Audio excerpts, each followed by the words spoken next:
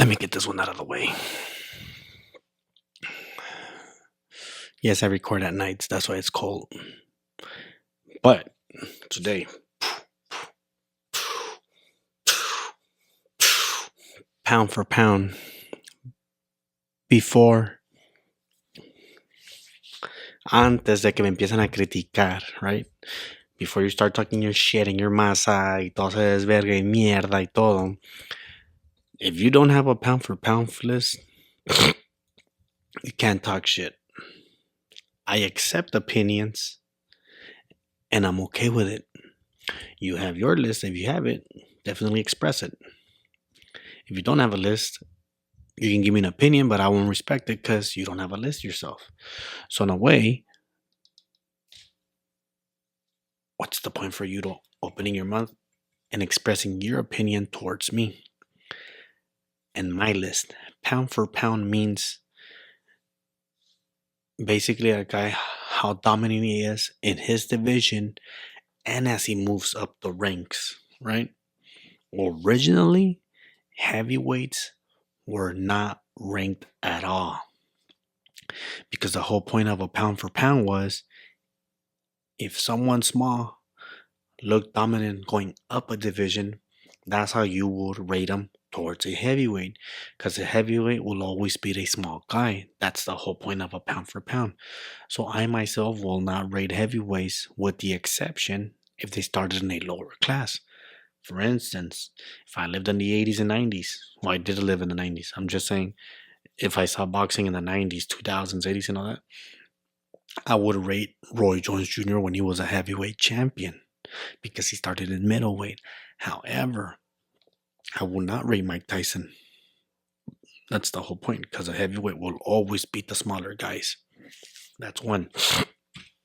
Two, on my list, I will only put champions. That doesn't matter if you're a multi-divisional champion, if you're a two-time champion, if you're a unified champion, if you're an undisputed champion. As long as you're a champion, I will always rate you. The rating magazine also comes in place. Activity comes in place. And of course, how good you look fight after fight after fight. Now that we got that out of the way, I don't know if I should start from 10 to 1 or I should start from 9 from 1 to 10. Let's go with 10 because it's my first time. So I've always had a list. It's my first time bringing it out. Number 10 comes from Japan with Junto Nakatani. He just moved up to 118, became a champion. But this guy is flying colors. If you guys haven't seen him, I highly recommend any fights. I will not be getting a lot of details how he won or how this and how that. Just know that this guy's a 3-divisional champion. If you're giving me shit that why do I have him over Shakur Stevenson, that'll be just preference. Who looks more dominant doing it? I believe both have beaten 2 champions and they've picked up a vacant on 3 divisions.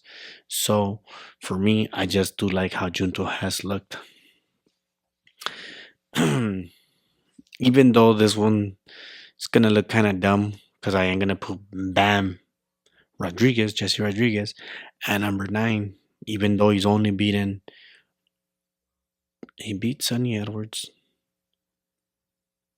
and he beat El Gallo. We're both champions. He's only also beaten 2 champions, but he has done it in less weights. However, okay, now I remember. Junto has only,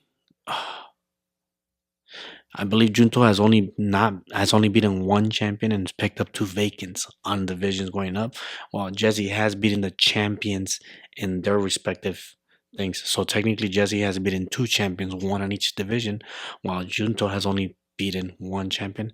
I believe that's how I had it on my list, and that's the reason why Bam goes above Junto. They're both reversible. Shakur, Bam, and Junto, they're all reversible. You guys can have them there. It's up to you how you guys see things. That's how I see it. I also have more fun with it Bam and Junto's fights. But I do believe Bam's a little bit more higher. He has a better resume too. And number 8, I do have Teofimo Lopez. Before you give me shit, I know that he beat Richard Comey. I know that he beat Lomachenko. I know that he beat Josh Taylor. And I know that he picked up a vacant title. Oh, no, sorry. He did beat Josh Taylor for that belt. The reason I'm saying this, because you're going to hear 2 more names above them that you're going to be like, how's that possible? Teo beat more champions, Raul. Teo looked amazing at 135 against Comey. Teo looked great or good against Loma at 135. At 140, he looked good against a beaten up Josh Taylor. But ever since then, he's been looking like shit. And if you look like shit,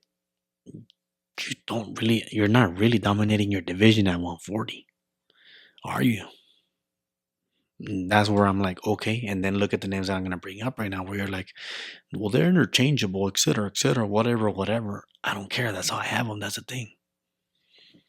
And I will leave Teofimo at number 8 for those reasons that he's been looking really bad, fight after fight after fight.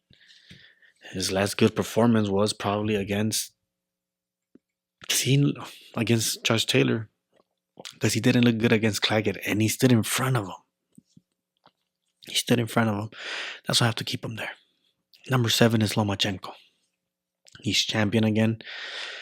The reason I have him that low or below the next guy is because he's becoming so inactive. And fighting once a year is not going to help you. You're close to retirement. You are saying that you're going to retire. If he retires, I'm going to take him out of the list, obviously. But he's still great. He's still a 2-time 135 champion. There's a 2-time 135 champion. He has a pretty good resume. And he was shooting for Undisputed, got robbed by Haney, and I think that's what broke his heart. And he has been checked out since. He beat George Kambosos by knockout, got the vacant belt. But that's all he is now. He's just a champion with a belt. And he has no other fights. Maybe this year he'll pick up 2 fights or retires. But at the moment, because he did win his belt this year, I do have Loma number 7.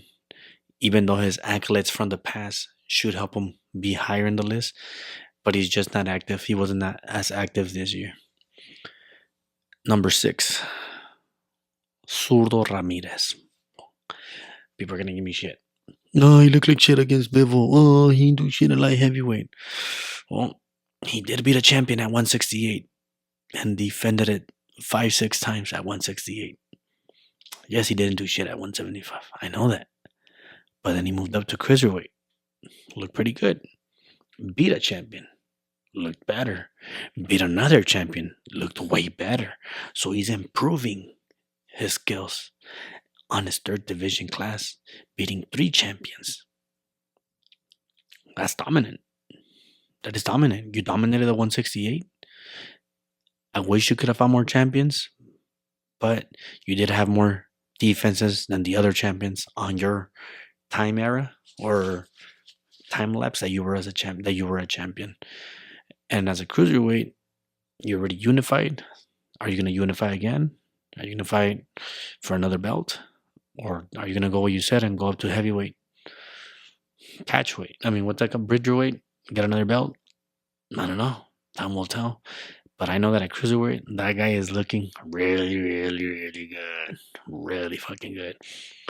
And people will tell me, oh, but it's because the cruiserweight champions over there in top, they're nobodies or they're not looking good. Well, I don't see no one else doing it. And to change his style was wow. It's like, wow. Wow. Why wow? Because he was a pressure fighter. He was toe-to-toe, boom, boom, boom. Now he's using pivots. He's kind of looking like a little big Lomachenko. A very slow Usyk, but using his pivots like Lomachenko. That's how I saw him. He's good in the inside, and he's using his pivots. That right there is pound for pound. Changing your style of fights when you fight someone bigger. Number 5. No questions asked right here. He just became the undisputed champion at light heavyweight. Artur Better Beef. And if it would have been Vivo, he would have been at number 5. But it's Better Beef. He's been in 3 champions. He beat Joe Smith Jr., Bivol, and Vosdick. Picked up the light heavyweight. 3 champions. He has 4 belts. He's the undisputed. The guy has a great resume at light heavyweight. He dominated his division. He beat the guys he had to beat. If he can retire, he can retire. He has a very sweet spot right there at number 5. You guys saw him. You guys didn't see him? Just know this guy's good. It's really, really good. Number 4. Number 4 and 3, they're interchangeable. I'm going to go with number 4 with Terrence Bud Crawford. I did have him at number 3, but recently, why did I have him at number 3? Because he was a double undisputed champion, moved up to his 4th division to get another belt, fighting another champion. That's 1, 2, 3, 3 champions. He beat Victor Postol, 4 champions. Julius Ndango, 5 champions. I think he's been in 5 or 6 champions on his record. And he is a double undisputed. He is champion in 4 weights. However, he's becoming very, very inactive, fighting once a year. He doesn't want to fight. He wants the Canelo payday. And I wish you could have gone for a 154 run. I'm pretty sure he could have beaten Sebastian Fondora. I can see you beating him. You're just gonna struggle with the length, but I can see you beating him. The only one that you would have a hard time with is the new champion, the guy who beat Tim Tszyu, Mortasaliev. That's the only one I can see you struggling with because of the power. That's about it. Because they are bigger than you. You looked very small, but you just want the Canelo fight. And if that's the case, then let go of the belt.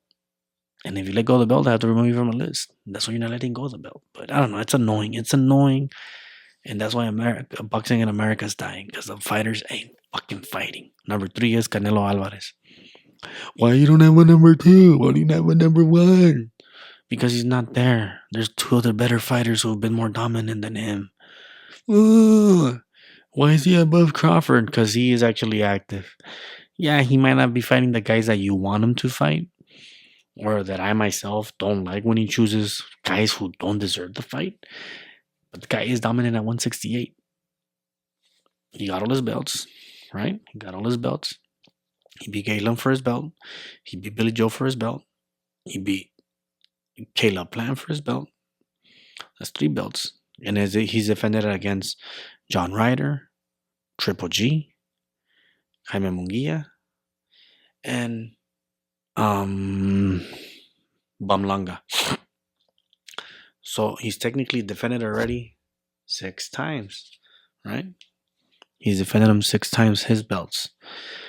And he's looked dominant on every single one of them. You cannot take him that pound for pound. He is pound for pound the best in his division. In his division, yes. But